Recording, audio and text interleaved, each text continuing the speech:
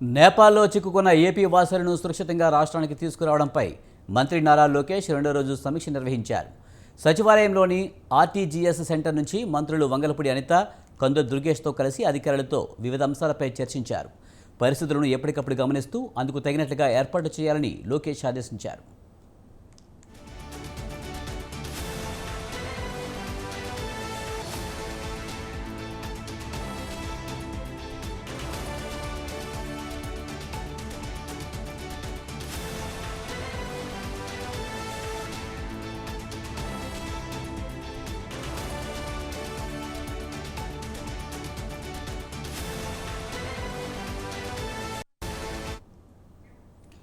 AP ప్రభుత్వం ఏర్పాటు చేసిన ప్రత్యేక విమానం ఇప్పటికే కాట్మండ్ చేరుకుంది.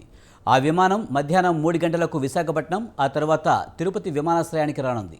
అందుబాటులో ఉన్న కూటమి ఎమ్మెల్యేలు, ఇతర ప్రజాప్రతినిధులు ఆయా విమానాశ్రయాలకు వెళ్లి రాష్ట్ర వాసులకు స్వాగతం పలకాలని మంత్రి లోకేష్ సూచించారు. విశాఖ, తిరుపతి చేరుకున్న యాత్రికులను వారి స్వస్థలాలకు చేర్చే బాధ్యతను కూటమి ఎమ్మెల్యేలకు అప్పగించారు. వాహనాలు, ఇతర సదుపాయాలను సమకూర్చాలని మంత్రి ఆదేశించారు.